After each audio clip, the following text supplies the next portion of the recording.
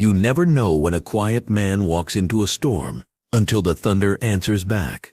It was a night like any other at the Rusted Chain, a bar forgotten by time, where the jukebox played blues no one danced to, and the regulars drank to remember or forget. The smell of sweat, beer and burnt whiskey clung to the air like ghosts. Boots thudded against the dirty tile floor.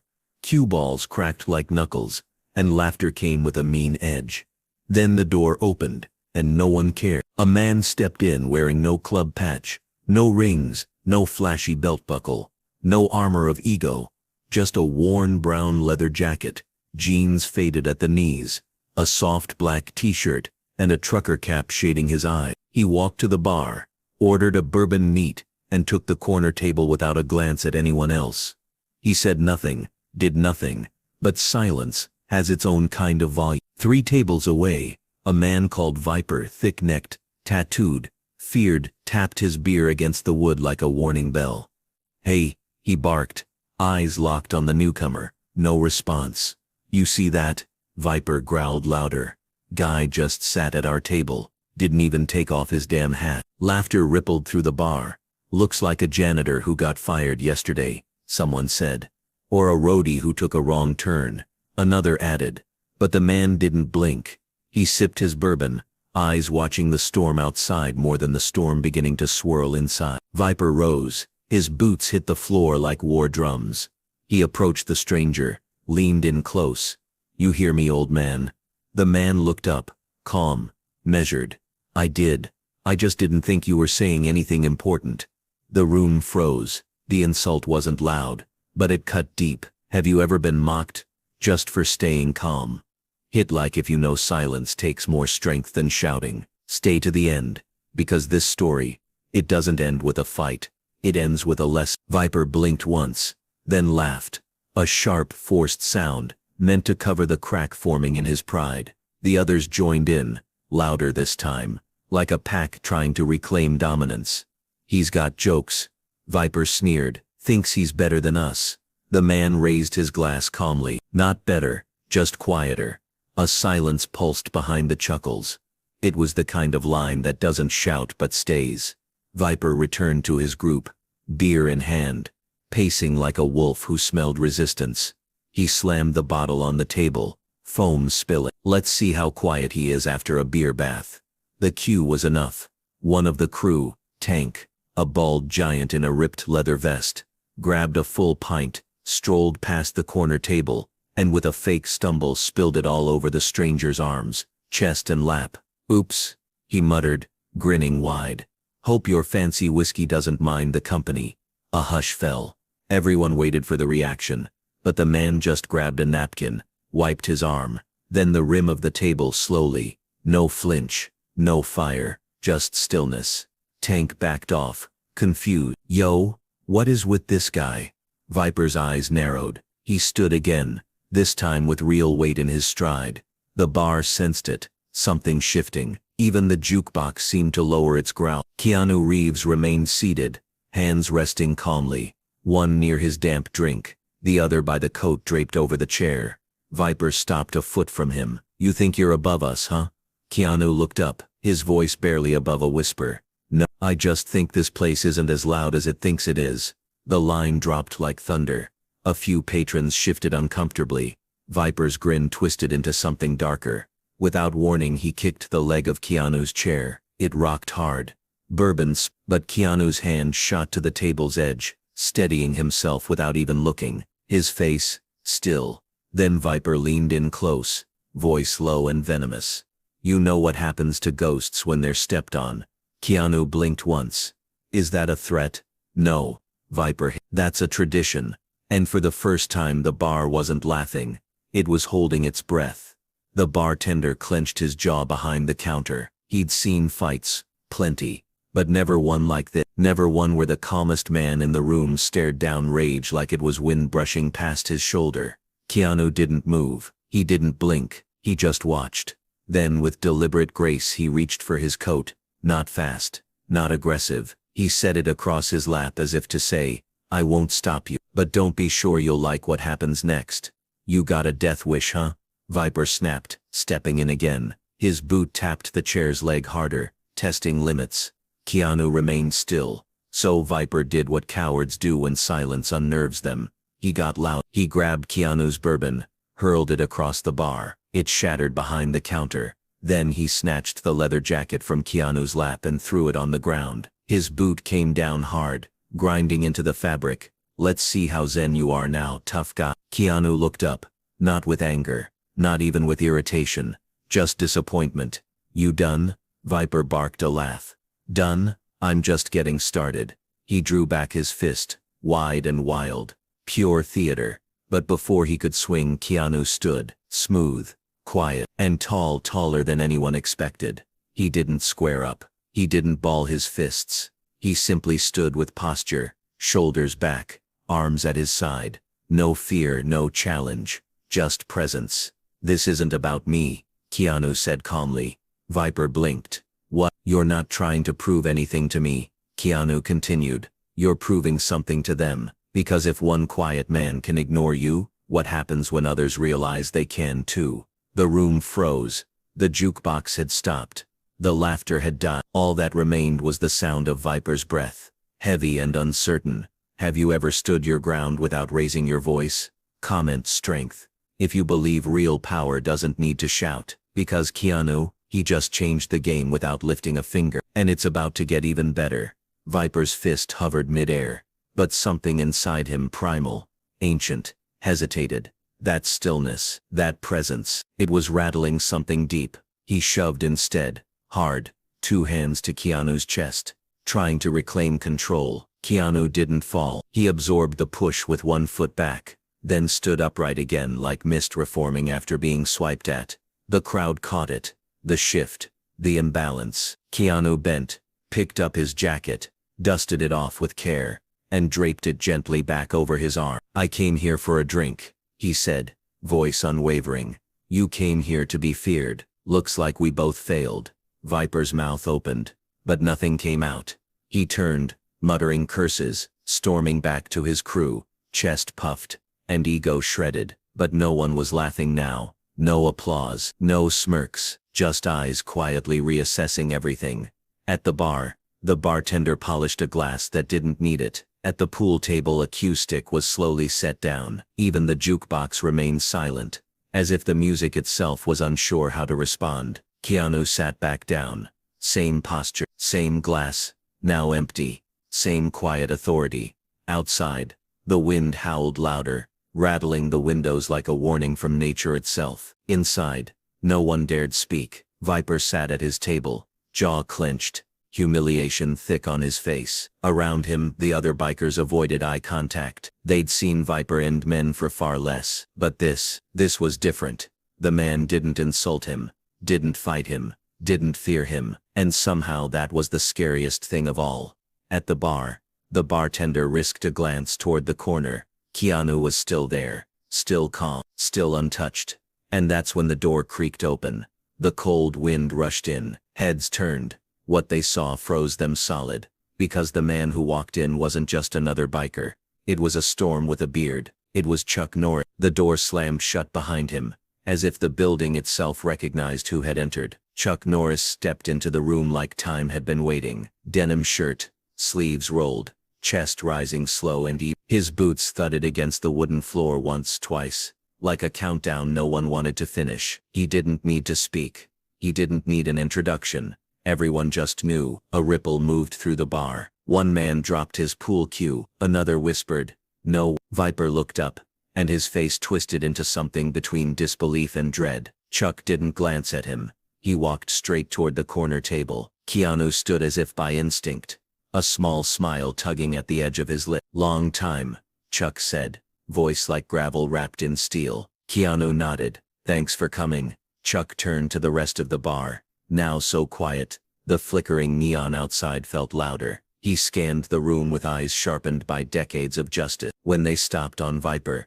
the air dropped 10 degrees. "You picked the wrong man to test," Chuck said, his voice low but it sliced through the silence. "And you're lucky he's the patient one." Viper's jaw tightened, but he didn't rise. He didn't bark back. Even his fists remained frozen at his sides, because every man in that room suddenly remembered something. Keanu might spare you, but Chuck Norris doesn't blink. Chuck looked back at Keanu. Ready? Keanu grabbed his coat and stepped beside him. Together they walked across the bar, two silhouettes cut from legends, and no one, not even Viper, moved to stop them. The door opened. This time it wasn't the wind that made everyone shiver.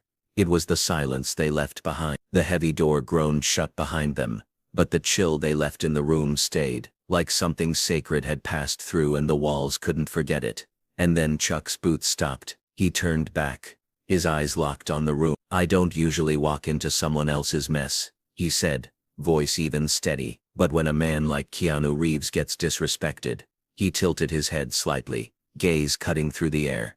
"You're not just picking on him. You're insulting every man who's ever chosen decency over ego, patience over fists." The words landed like stone tablets, immutable, eternal. "You're lucky it was him sitting here first, not me." A low gasp rolled through the crowd. Viper couldn't stay quiet, not with a pride bruised so publicly. "So what now?" he barked. "You gonna fight me over some guy who won't fight his own battles?" Chuck turned his head just slightly, like he was amused. "You think this was about fighting?" He took a step forward, not fast, not aggressive, just final. "This was a test," he said. Viper stood. "Test this," he snarled. He lunged, too fast, too angry, too stupid. Chuck didn't flinch. He didn't step back. He stepped in, one pivot, one clean motion, and his boot connected with Viper's chest. Crack.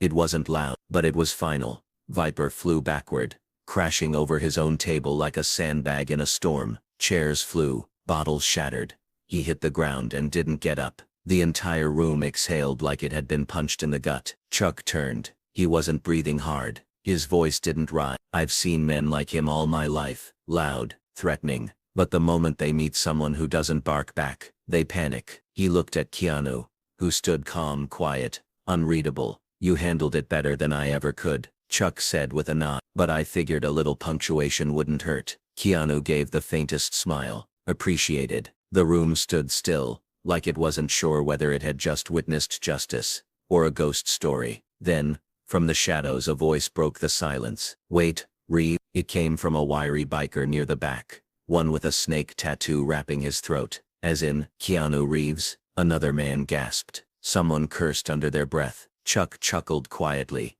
"You didn't know?" He turned to the bar, motioning toward the man they'd humiliated. "You all watched him stay calm, while being mocked, shoved, drenched in beer, and not once did he lash out. Not once." Chuck faced them again. "That's real strength. Not how loud you yell, not how hard you swing, but how many storms you can stand through without becoming one." The room bowed under the weight of those words. Chuck let the silence linger, then added, "If you ever forget that again, I might just show up without warning." The message was clear. It didn't need to be repeated. Keanu gave Chuck a subtle nod, and the two men turned toward the door again. This time, no one dared move. No smirks, no eye rolls. They parted like water for legends. As the door shut behind them, a gust of wind scattered bar napkins across the floor, like even nature wanted to bow. Still no one spoke. Still no one dared lift a glass. Finally, the bartender, who'd been polishing the same tumbler for 20 straight minutes, broke the trance. "Was that really Chuck Norris?" From near the pool table,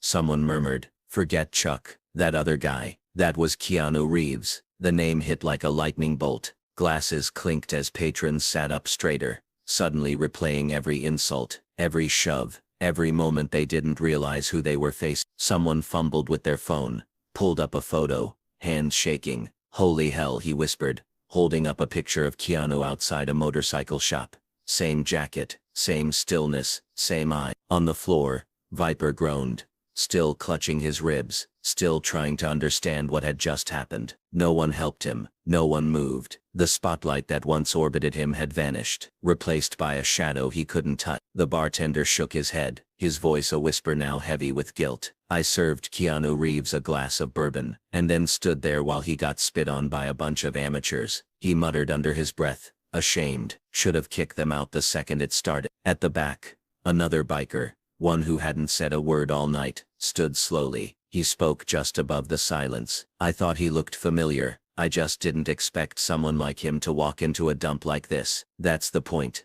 the bartender said. He looked down at the glass in his hand, still wiping it with needless care. He wasn't here to be seen. He was here to be left alone. Another voice from the crowd, softer this time, and he still walked out with dignity. After all that, eyes turned toward Vipe, no longer with fear, only pity.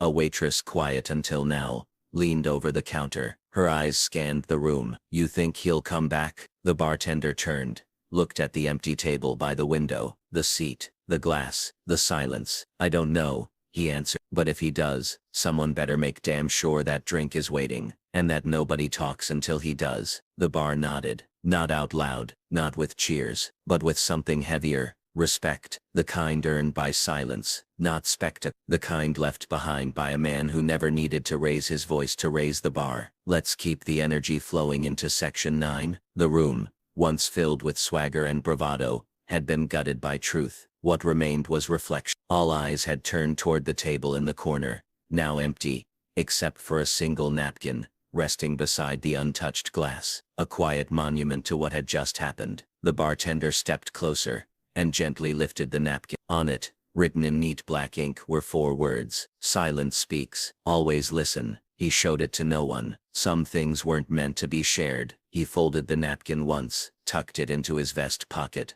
like a relic. Outside, the night had grown cold. The wind swirled dust and leaves across the gravel parking lot. The neon sign buzzed faintly, casting a sickly green halo across the street. But the 2 men who had walked out didn't look back. Keanu and Chuck reached an old pickup, parked beneath a dying street lamp. They stood side by side, looking up at the sky where stars cut holes in the clouds. "You didn't throw a single punch," Chuck said, almost as a compliment. Keanu nodded slowly. "No, I've thrown enough of those on screens." Chuck smiled. "Sometimes people need to see what not fighting looks like." Keanu looked back at the bar, then at Chuck. That place didn't need fists, it needed a mirror. They climbed into the truck. The engine coughed, then hummed like a tired lion. They pulled away slowly, 2 shadows vanishing into a night that would remember their footprints long after they were gone. Inside the rusted chain, the silence had grown thick, like a sermon without a preacher. Viper sat slumped against the broken table, breathing heavily, a hand still pressed against his chest where Chuck's boot had landed. But no one helped him up.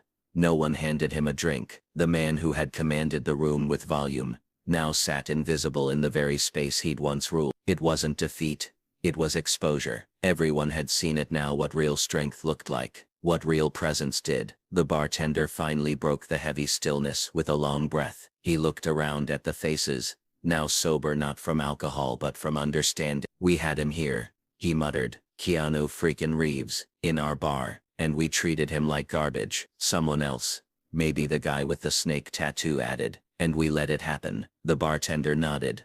"No, we watched it happen." That hit harder than any punch. And it wasn't just Keanu's fame that changed the mood. It was what he did, and what he didn't do. No retaliation, no grand speech, just quiet integrity, just silence, with spine. The next morning, the rusted chain opened late. The staff moved slower, the stools creaked more, and the corner table, it stayed empty. No one touched it, as if it had been sanctified. The napkin was gone, but the memory of it stayed. Customers came in, asking what happened the night before. Some had heard rumors, others had seen videos already circulating online, grainy clips of Chuck and Keanu leaving the bar, heads high, shoulders square, untouched. But no one captured what mattered. Not the broken glass, not the shove, not the slap of a boot against ribs, but the silence, the dignity, the restraint. One biker who'd laughed the night before now stared at his beer, his reflection warped in the amber liquid. That man, he made me feel small without saying a damn thing. A waitress gently refilled his glass. "Maybe it's time we start talking less and listening more." For the first time in a long time, the bar agreed with something that didn't involve a fight. Out on the road, the truck rumbled over cracked pavement. Inside, the 2 men sat in thoughtful quiet. Chuck drove. Keanu watched the trees blur past. "You didn't need me in there," Chuck finally said. Keanu gave a small smile. "Maybe not, but they did." Chuck nodded. "That's true." He paused. "You know, when I was younger I used to walk into places just to prove I could leave them standing. Now, I'd rather leave them thinking." Keanu turned toward him. "You did both." They shared a small laugh. It wasn't loud, it wasn't forced, it was earned. Then Keanu said something neither of them would forget. Kindness doesn't mean weakness, silence doesn't mean fear, but too often, people only understand that after it's too late. Chuck nodded solemnly. They'll remember tonight.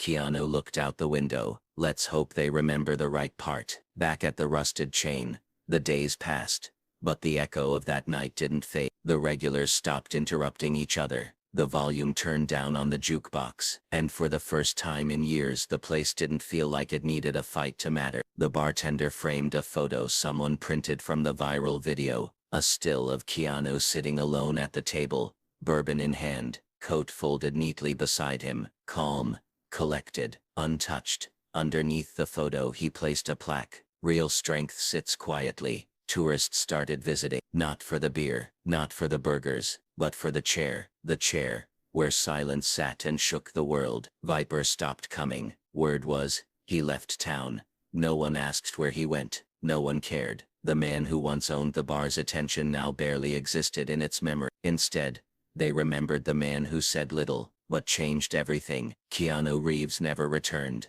but his presence lingered. In every quiet moment between beers, in every glance toward the empty table by the window, and in every decision made with grace, instead of pride. Chuck never returned either, but someone said they saw his truck outside another bar miles away. Maybe he was still teaching lessons, or maybe he was just keeping watch. Either way, the message had been delivered. The world doesn't need more noise, it needs more stillness. One afternoon, an elderly couple sat in the corner booth. They asked the bartender, "Is this the table?" He nodded. The man smiled, placing his hand on the wood. "Our grandson told us this is where the quiet man sat." The bartender didn't ask for a name. He didn't need to. Instead, he brought them 2 bourbons, neat on the house. They toasted softly to character, not fame. The story of what happened that night didn't fade like most bar tales. It grew, not as legend but as a parable, something people told their kids, something men remembered when tempted to flex. It wasn't just about Keanu, it wasn't just about Chuck, it was about dignity, about restraint, about what it means to be a man in a world that confuses loudness for power. A writer even came by, notebook in hand. He didn't just sat at the corner booth for hours, scribbling, thinking. Then he left a note that read, "Some bars change men, others are changed by them." Chuck and Keanu never spoke again about that night. They didn't need to. Real moments don't need constant revisit, but the impact stretched far. A clip from that bar's security camera was turned into a short documentary. It didn't focus on the fight or the kick. It focused on the silence before it, the looks, the pauses, the decision not to react. It won awards. Teachers shared it in classrooms. Coaches played it in locker rooms. Fathers showed it to their sons. Because in a world obsessed with dominance, 2 men had walked in, said very little, and left behind a legacy of stillness, a legacy of grace. On the anniversary of that night, the rusted chain held a quiet tribute. No flyers, no fanfare, just a few regulars sitting around that same corner table, sipping bourbon, sharing stories not about punches but about presence. A candle was lit. The bartender gave a brief toast.